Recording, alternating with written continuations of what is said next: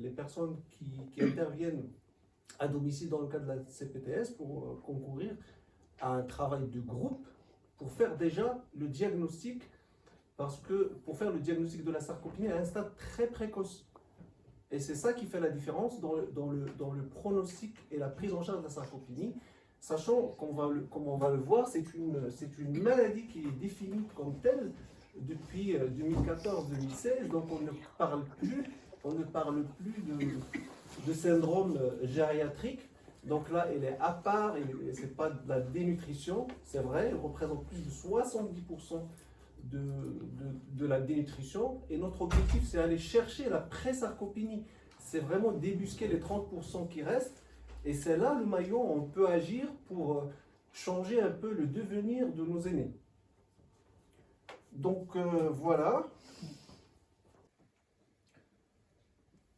S'agissant des complications de la sarcopénie, donc la sarcopénie, il augmente les complications infectieuses, elle augmente les besoins en soins de rééducation et de réadaptation, par risque d'ostéoporose, par risque de chute, l'invalidité aussi qui est multipliée par 4, la durée moyenne de séjour qui est de l'ordre de 4 jours en moyenne et qui multiplie par 2 le risque du décès.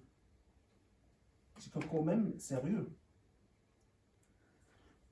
Bon, comme disait ma collègue Dr Cause par rapport à la sarcopénie, c'est une maladie à part entière. Et ce n'est plus il est défini par le CIM, donc il est reconnu comme maladie et non pas comme syndrome gériatrique, voilà, qui est défini par une diminution de la force musculaire, une diminution de la masse musculaire, une diminution aussi de la performance physique.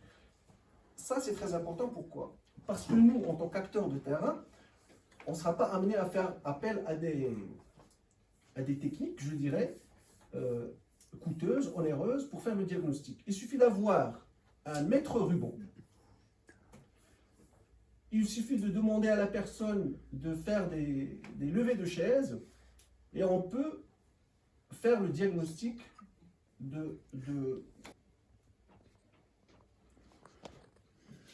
un diagnostic très simple. Il y a ce questionnaire-là que j'ai trouvé. Il suffit de poser quelques questions pour s'orienter. Est-ce que oui ou non la personne est susceptible de faire une sarcopénie ou pas? Donc on peut poser la question par rapport à la force. Avez-vous des difficultés pour lever et transporter par exemple 4,5 kg? Avez-vous des troubles de la marche? Avez-vous des difficultés pour traverser une pièce? Donc avez-vous des difficultés pour lever une chaise? Et il y a des scores à droite qui, en fin de compte, si on est à un score qui est supérieur à 4, donc là, on est devant un état sarcopénique. Il n'y a pas besoin d'aller plus loin. Ce questionnaire, il est disponible sur Internet, par exemple? Oui, c'est ce que j'ai trouvé sur Internet. Il y a beaucoup il y en a vraiment beaucoup. Les moyens de diagnostic. C'est aussi simple que ça, c'est les levées de chaise et c'est le tour ou la circonférence des mollets. Il suffit juste de retenir deux chiffres, 15 secondes et 30-31 cm. Donc là, pour le lever du chaise, si vous avez mis par exemple 15 secondes ou moins pour faire ce test, vous n'êtes pas sarcopénique, mais nous vous conseillons de prévenir la fente musculaire liée à l'âge et d'en parler avec votre médecin traitant. Si vous avez mis plus de 15 secondes pour faire ce test, là, vous avez probablement une sarcopénie et nous vous invitons à en parler à votre médecin traitant, toujours.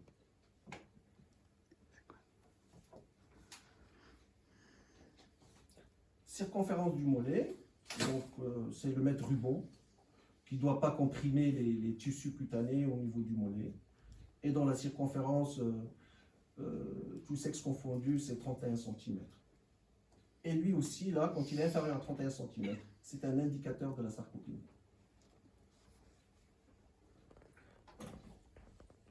Donc je pense que le rôle de la CPTS, c'est vraiment de coordonner le travail de tout un chacun.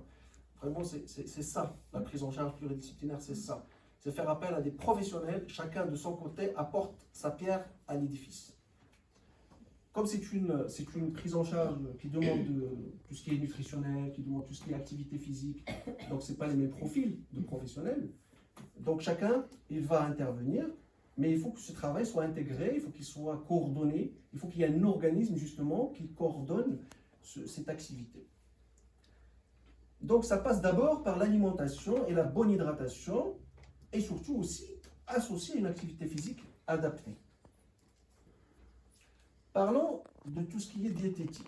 Donc, une alimentation riche en protéines, c'est vrai, elle est essentielle pour la santé musculaire. D'ailleurs, le muscle, c'est un ensemble de protéines. Il est formé de protéines essentiellement.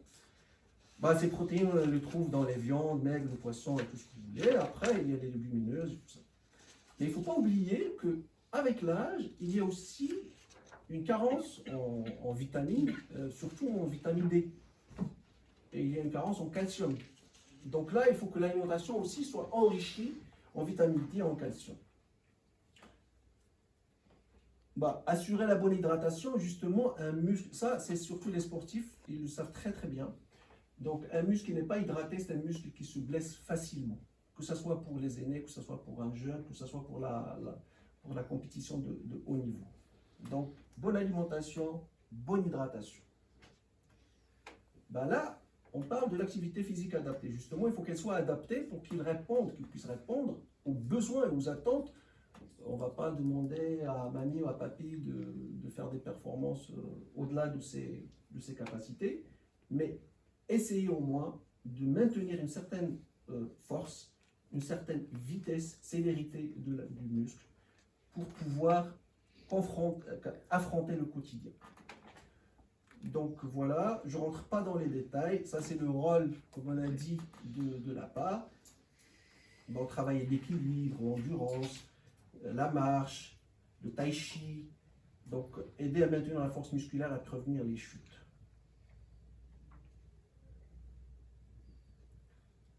En guise de conclusion, le dépistage et l'intervention précoce contre la sarcopénie peuvent réduire considérablement les dépenses de santé publique nationale. L'exactitude du dépistage précoce de la sarcopénie devrait être testée parce que là, on n'a pas encore des chiffres qui prouvent justement ce que nous sommes en train de faire. Et d'autres recherches devraient se concentrer sur l'exploration, les méthodes simples qu'on vient de voir, précises et rapides, pour réaliser justement le dépistage précoce de la sarcopénie. Et surtout, il faut qu'il y ait des interventions combinées, coordonnées entre les différents intervenants pour réduire justement les conséquences néfastes et l'étendue des dommages. Je reviens sur un proverbe de Euripide. Chacun de nous ne sait ce que nous savons tous ensemble. Merci à vous et la parole est à vous. Quelle personne va être finalement en pré-sarcopénie? Parce que là, on est déjà dans le stade où c'est fini, je suis un peu vache, mais vraiment dans l'extrême. Le but, c'est quand même de faire de la prévention. On est quand même sur quelque chose de... Alors, moi, je suis en pharmacie, c'est vrai qu'au comptoir, on les voit, les gens. Le problème, c'est que des fois, ils n'acceptent pas non plus cette perte d'autonomie ou cette perte de choses. Si on en parle au médecin, on les a un peu déviés, ils n'apprécient pas non plus. Alors, comment on fait dans ces cas-là? Parce qu'on est un peu...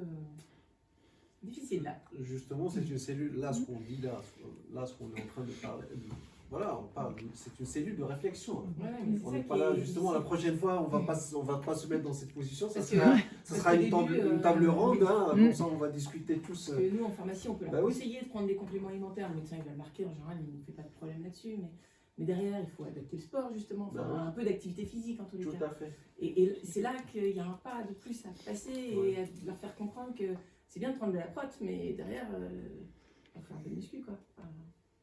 Automatiquement, c'est ça le travail aussi, c'est le but de faire de l'information aussi auprès de la population âgée.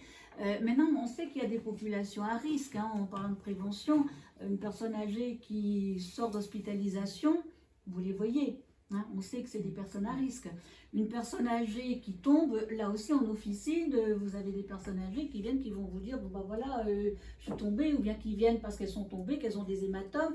Elles ne vont pas aller voir le médecin traitant, par contre, elles vont venir vous voir. Donc là, vous allez si loin, la perte d'un conjoint, en fait. Voilà. Les gens n'ont plus envie de faire à manger, ils ont... bah, ils ne mangent plus en fait.